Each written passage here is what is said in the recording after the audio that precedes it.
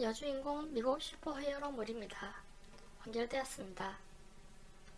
히어로와 빌런이 활동하는 세계에서 벌레를 조종하는 능력을 각성하게 된 주인공입니다. 처음에는 히어로로 활동하고 싶었지만 빌런 조직에 잠입한다는 면목으로 빌런이 되어버리죠. 처음에는 비슷한 또래의 소년, 소녀들이 모인 빌런 조직에 소속되어 은행을 터는 등 소소한 범죄를 저지르다가 나중에는 점점 스케일이 커져서 살인을 경험하기도 하고 도시를 지배하는 빌런 조직의 수장이 되기도 합니다. 이 세계의 히어로와 빌런들은 살인을 하지 않는다는 불문율이 있습니다.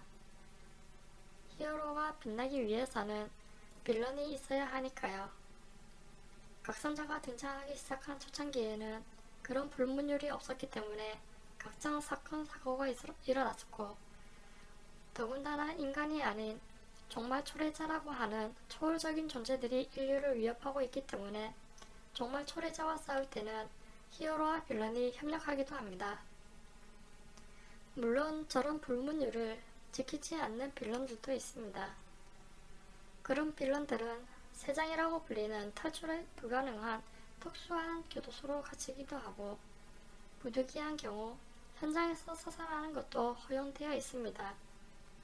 각성을 하기 위해서는 촉발사건이라는 것을 경험해야 하는데 이 촉발사건은 강렬한 트라우마가 생길 만한 사건을 경험하면 발생합니다. 하지만 모두가 촉발사건을 경험하는 것은 아니고 특히 의도적으로 촉발사건을 발생시키는 것은 불가능합니다. 주인공의 경우 학교에서 지속적으로 괴롭힘을 당하다가 생리대가 가득 찬 록에 갇혔을 때 각성합니다. 주변에 있는 벌레들을 느낄 수 있게 된 것이죠. 처음에는 벌레의 위치를 느끼거나 자신이 원하는 대로 조종만 할 수 있었는데 나중에는 다양한 방식으로 응용하게 됩니다.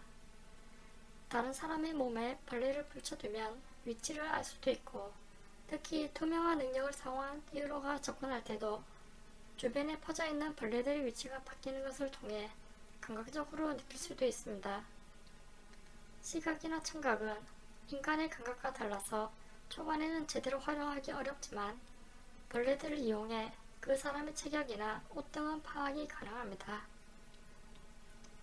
나중에는 훈련을 통해 청각 공유도 가능해져서 도청을 하는 용도로 쓰기도 하고 벌레들을 동시에 움직여서 인간의 목소리와 비슷하게 말소리도 낼 수 있도록 훈련해서 원격에서 대화도 합니다.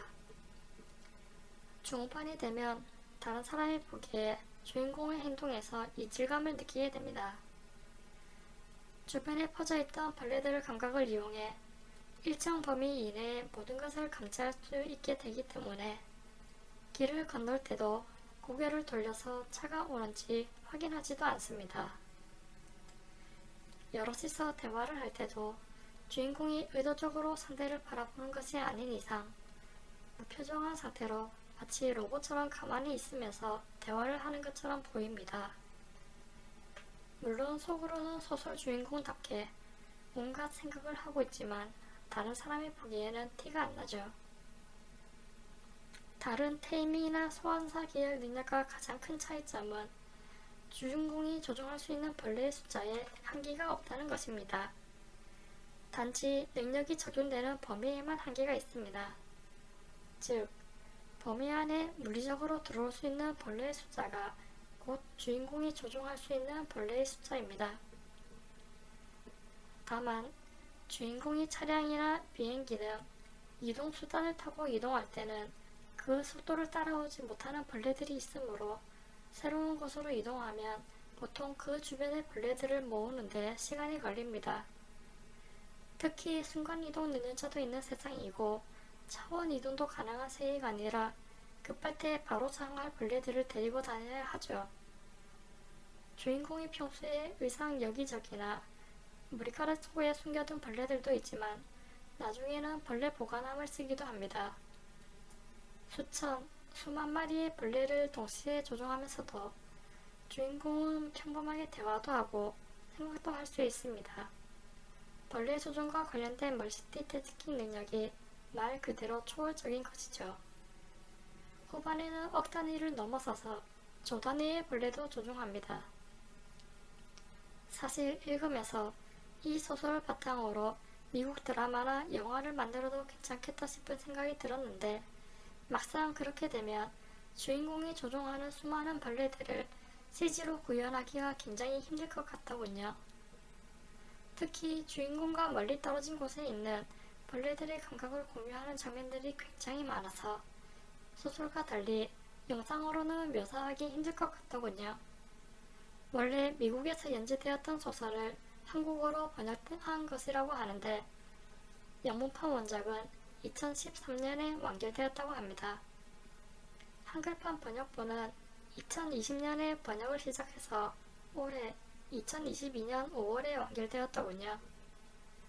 저는 한글판을 언제 처음 읽었는지는 기억 안 나는데 중간중간 몰아서 읽은 후 한동안 묵혀두는 것을 반복하다가 작년에 챕터 23.1 웅얼거림까지 읽고는 1년 넘게 묵혀두었는데 이번에 생각나서 확인해보니 완결 났길래 완결까지 몰아 읽었습니다.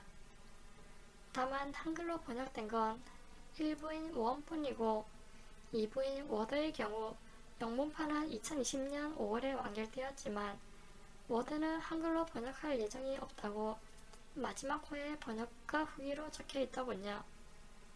2부는 장르가 히어로물에서 멀어지고 액션보다는 내면 묘사 비중이 높아진다네요. 이 소설의 특징 중 하나는 편당 분량이 굉장히 많다는 것입니다. 보통 문피아는 유료 연재 기준 편당 5천자 이상이어야 한다고 하죠. 그래서인지 무료 연재를 하다가 유료로 넘어갈 때 편당 분량을 조절한다면서 여러 편을 하나로 합치는 소설도 있고 처음부터 5천자 이상으로 쓰는 소설도 있습니다. 그런데 문피아는 글자 수 표시가 안 되어서 쪽수로 분량을 확인할 수 있는데 유료작들을 보면 보통 15쪽 전후입니다. 웜의 경우 편당 20에서 30쪽이 기본이고 많은 경우 70쪽도 넘어갑니다. 왜냐면 원작인 영문판의 챕터 구분을 그대로 따라갔기 때문이죠. 초반에는 그래도 20에서 30쪽짜리가 많더니 나중에는 50쪽 전후가 대부분이더군요. 그래서 304화 완결이지만 실제 분량으로 치면 훨씬 많다고 보면 될 것 같습니다. 그러다 보니 작년에 마지막으로 읽었던 챕터 23.1부터 챕터 30 그리고 최종 챕터인 챕터 2까지 읽는데 굉장히 오래 걸렸습니다. 보통 매주 월요일에 추천글을 올렸는데 이번 주는 화요일에 올리게 되었네요. 문피아에서 연재되던 소설 중에서 재미있는 것들은 갑자기 연중하고는 몇 달 후에 카카오나 네이버에서 연재하는 경우가 많았는데 차라리 문피아에서 유료 전환되는 경우면 몰라도 플랫폼이 바뀌면 한참 동안 연재가 끊기고는 다시 처음부터 연재를 하더군요. 이 소설도 그렇게 될까봐 완결되면 초기글을 올리려고 미뤄두고 있었습니다. 사실 로판도 아닌데 여주인공인 소설은 우리나라에서 비주류라서 괜찮을 것 같았지만 요즘은 타 플랫폼에서 연재되는 여성한 로판들도 점점 클리셰가 다양해져서 능력 여주가 많아졌으니까요. 여주인공 환타물, 여주인공 사업가물 중에서 로맨스가 없는 것도 점점 늘어나는 추세입니다. 이번에 읽은 소설은 이것 하나뿐입니다.